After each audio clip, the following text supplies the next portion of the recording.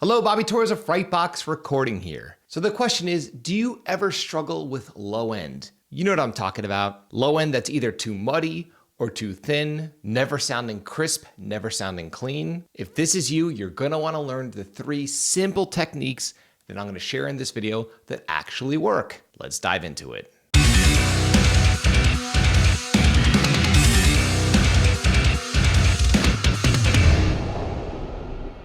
So before I jump into the 3 techniques that actually work, I wanna let you know that if you're struggling with mixing in general, it most likely comes down to the fact that you don't fully understand basic EQ and compression. I hear it all of the time from up-and-coming mixers that, they're either overdoing things or underdoing things as far as EQ and compression, and it's not necessary. It's a lot more straightforward than you think as long as you understand the basics. And because of this, I'm giving you direct access for absolutely free to my crisp and clear Heavy Mix formula. The Heavy Mix formula is a straightforward PDF guide that provides all of my starting points for EQ and compression for all of the main instruments within a heavy production. You get the PDF cheat sheet as well as private tutorials and a multi-track download that goes along with each tutorial so you could practice the exact techniques that I teach you in the Heavy Mix formula. The crisp and clear Heavy Mix formula is absolutely free right now, and you could have direct access by clicking the link below in this video's description.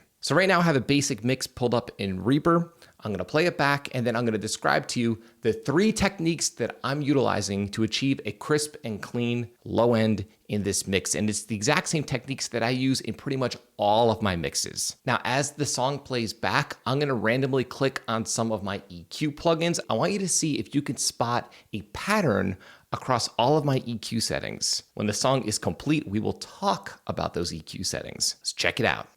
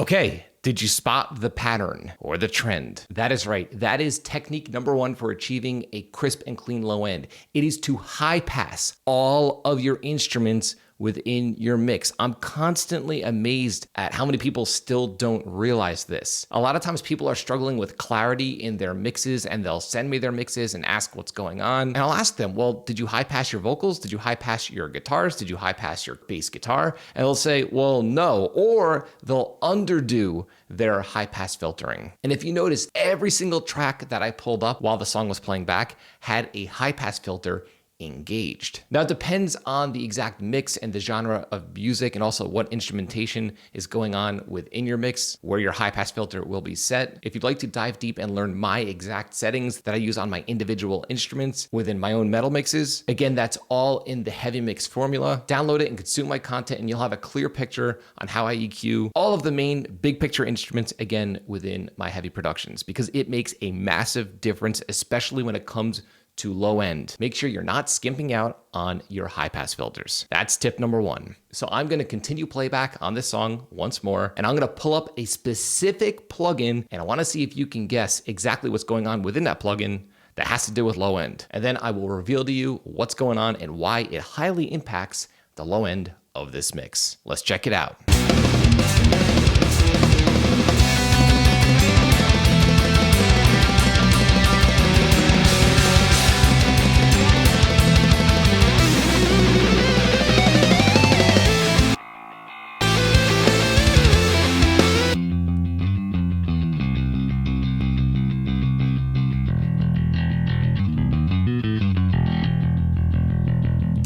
Have you guessed it? That is right. It's using a brick wall limiter on your bass guitar. Bass guitar can be tricky. It can be very dynamic in the mix, even after compressing it. And a trick that I picked up many, many moons ago is to use a brick wall limiter so your low end is consistent and unmoving in your mix. Now, people ask me all the time what plugin I'm using for my brick wall limiting, specifically on bass, and I've been using the Waves L1 limiter since 2006, a very, very long time. Now, I've tried other limiters, but there's something about the L1 for me that's super transparent and really keeps things in check level-wise. Now, when people ask me what limiter I recommend, I always recommend the L1. Not only is it really inexpensive, but it is a classic. Again, I've been using it since 2006. If you're interested in giving the L1 a try, there is a link below to the L1 limiter on the Waves website. And full disclosure, it is an affiliate link. So if you do decide to pick up the plugin, you'll be helping to support me and the channel. I only recommend plugins on this channel that I actually use and that I believe in. And I've been using this exact same plugin on all of my bass tracks and my vocal tracks for almost 20 years. I personally can't live without it. So again, the idea is to not be scared to heavily compress or limit your bass, to keep it unmoving in the mix, providing you with a nice, even, consistent low end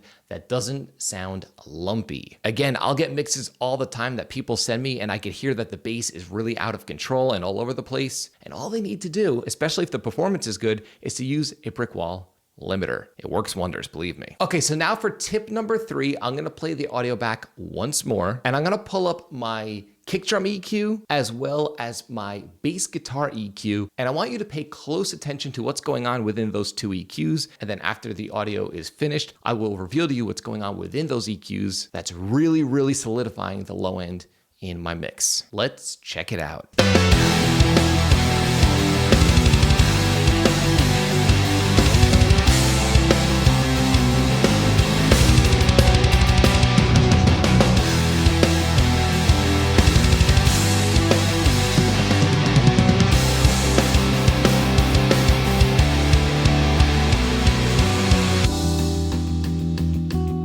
Okay, so right here is my kick drum EQ, and right here is my bass guitar EQ. If you notice, I'm only high passing my bass guitar, and I'm allowing the kick drum to exist deep in the subs. So tip number 3 is to choose which instrument is going to live in the deep subs, whether it's your kick drum or your bass guitar. A lot of times people won't think of this and they'll just allow both of these instruments to exist in the deep subs. Now this might work for EDM or electronic music where things are extremely rigid, but when it comes to hard rock and metal where there's so much going on as far as the actual performance in the deep subs, you're gonna wanna carve out and pick which one belongs way down at the bottom. Me personally, I'm a huge fan of allowing the kick drum to exist in the deep subs, and then I like to high pass my bass so it sits directly above the kick. This way they perfectly interlock and create that nice tight low end, as long as the performances are good, that you hear on your favorite records. There are people out there that like to reverse it, but I found that the mix ends up sounding weaker because you don't get that pulse from the kick drum. So in this case, I'm high passing the bass guitar and removing all frequencies below 64 Hertz, and I'm allowing the kick drum to exist in the deep subs. It makes a world of difference. The EQ you use doesn't matter. In this case, I'm using Reaper stock EQ. It's the EQ moves themselves that matter. And again, if you're looking to learn more about EQ and compression, and maybe you're looking to finally understand these tools and how they apply to the individual instruments within a production as a whole, be sure to download the Crisp and Clear Heavy Mix Formula. It will have a massive impact on your results. No fancy plugins required. I also want to say this, if you are a Reaper user, you could download this exact session that I'm using in this tutorial, along with the multi-tracks that are in the session. You can download it for absolutely free so you can inspect and see what I have going on each of the individual instruments and the mix as a whole. This Reaper template is absolutely free. So I'm curious to know, are these 3 techniques new to you? Are you used to high passing all of your instruments? Do you use a brick wall limiter on your bass guitar? And do you strategically prioritize which instrument, kick or bass, is going to exist in the deep subs? Leave a comment in the comment section below. I'd love to hear what you've been up to in your home studio. If you found this video helpful, like, comment, subscribe, and share. And do not forget to click the little bell icon so you can be notified every single time I upload one of my weekly videos on all things metal and rock production. And until next time, happy mixing.